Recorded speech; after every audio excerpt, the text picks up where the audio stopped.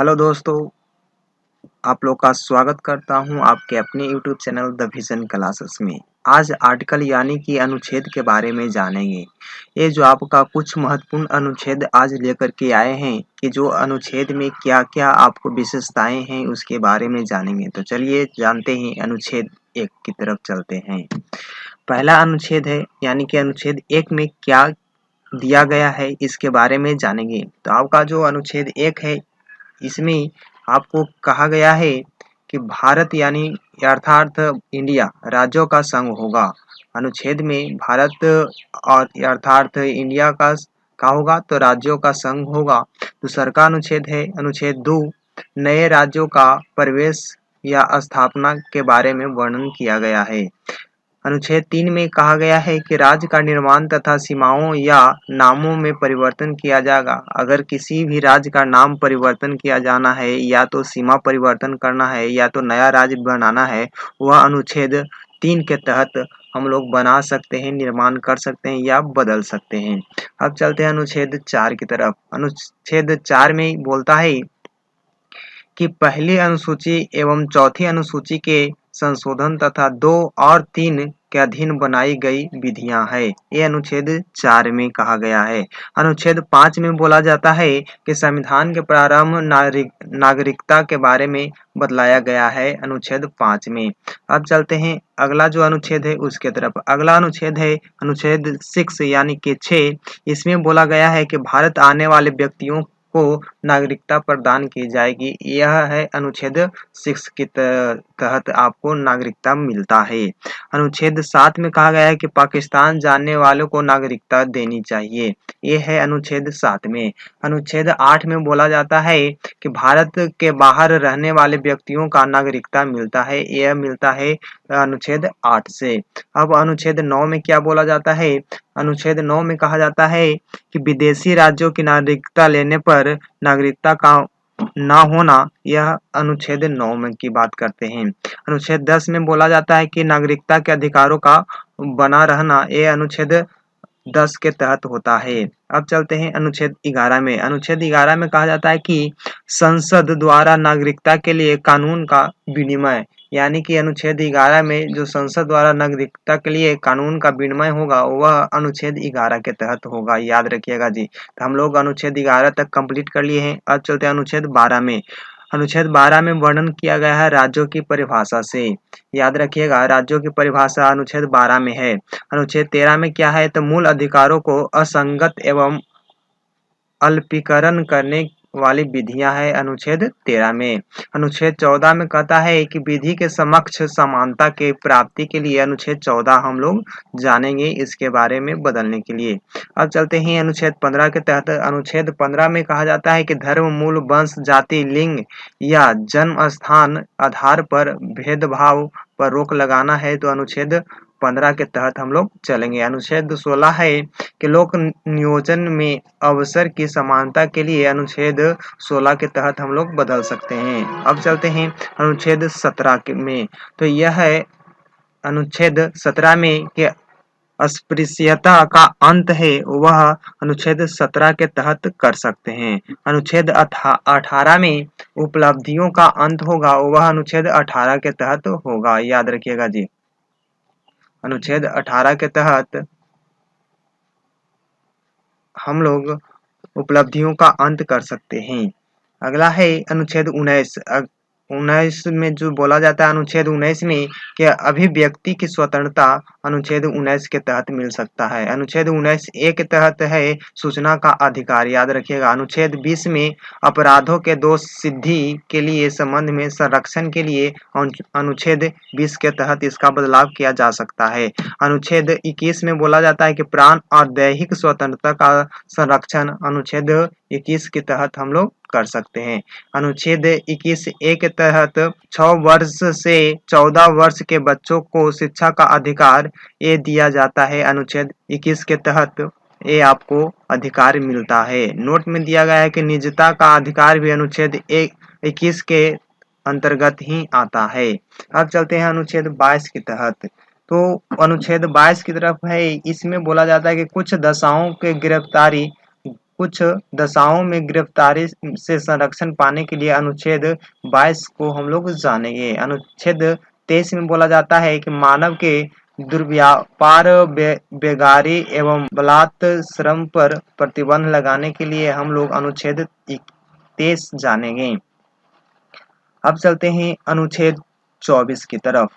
अनुच्छेद 24 में बोला जाता है कि 14 वर्ष से कम आयु के बच्चे को कारखानों, खान या किसी खतरनाक उद्योग में कार्य नहीं कराया जा सकता है। यह है अनुच्छेद 24 में।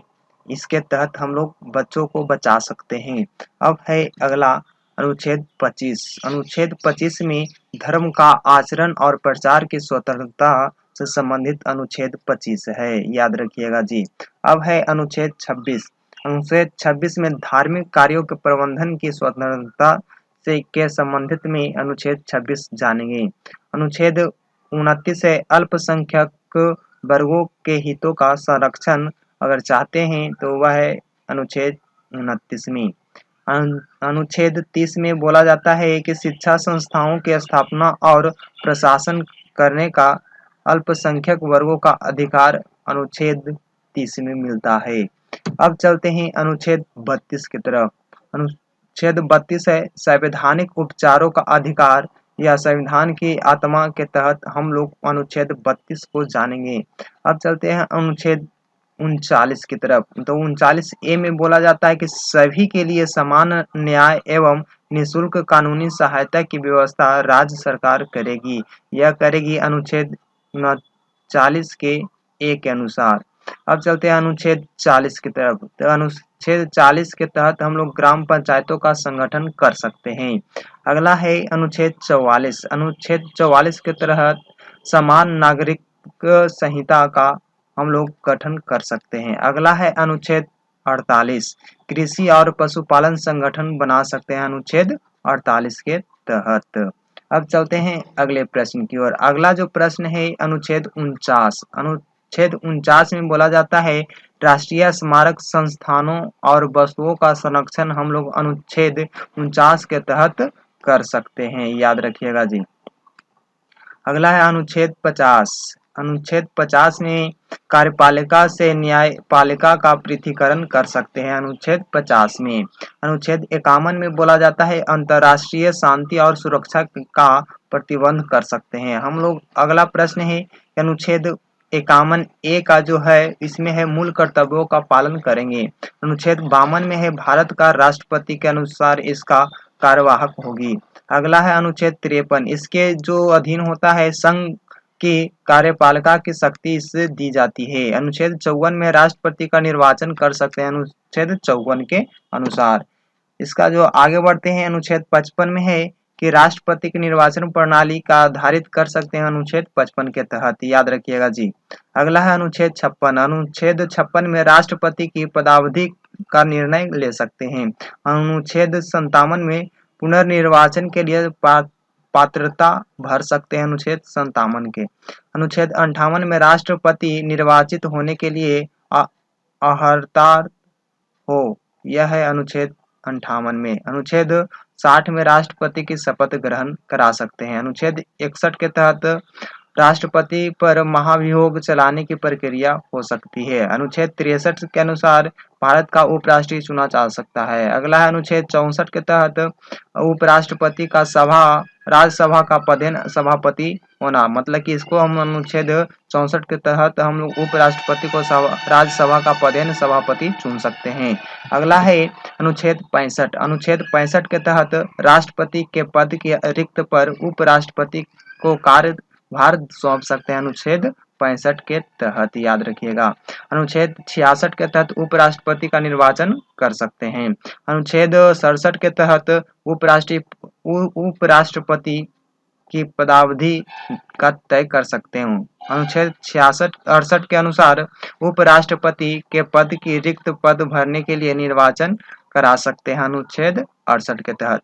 अनुच्छेद 69 में उपराष्ट्रपति द्वारा शपथ करा सकते हैं अनुच्छेद 69 के तहत। अगला है अनुच्छेद 70। इसमें है अन्याय आकस्मिकता में राष्ट्रपति के कर्तव्यों का निर्वहन कर सकते हैं। अनुच्छेद 71 के अनुसार राष्ट्रपति और उपराष्ट्रपति के निर्वाचन संबंधित विषय पर वार्तालाप कर सकते हैं। अनुच्छेद 72 के अनुसार क्षमादान की शक्ति प्राप्त की जाती है, यह राष्ट्रपति के द्वारा। अगला है अनुच्छेद 73। इसमें जो बोला जाता है कि संघ की कार्यपालिका शक्ति का विस्तार कर सकते हैं। हम लोग अनुच्छेद 73 जानेंगे तो अनुच्छेद 74 के अनुसार राष्ट्रपति को सलाह देने के लिए मंत्रिपरिषद को चुना जा सकता है। अनुच्छेद 75 के तहत मंत्रियों के बारे में उपबंध बना सकते हैं। अगला है अनुच्छेद 76। इसके अनुसार भारत का महान्यायवादी चुन सकते हैं। अगला है अनुच्छेद 77। भारत सरकार के कार्य का संचालन करवा सकते हैं। अगला है अनुच्छेद 78। इसके अनुसार राष्ट्रपति को जानकारी देने के प्रधानमंत्री का कर्तव्य बनता है। अनुच्छेद 78 के अनुसार। अनुच्छेद 79 के अनुसार संसद का गठन किया जा सकता है, याद रखिएगा। अगला है अनुच्छेद 80। इसके अनुसार राज्यसभा की संरचना बनाई जा सकती है। अगला है अनुच्छेद 81 में बोला जाता है कि लोकसभा की संरचना तय की जा सकती है। अनुच्छेद 83 में संसद के सदनों की अवधि तय की जा सकती है। अनुच्छेद 84 के तहत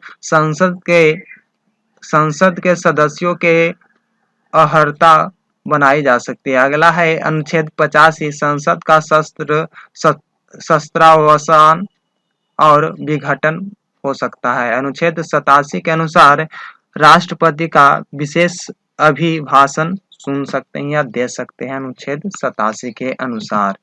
thanks for watching this video.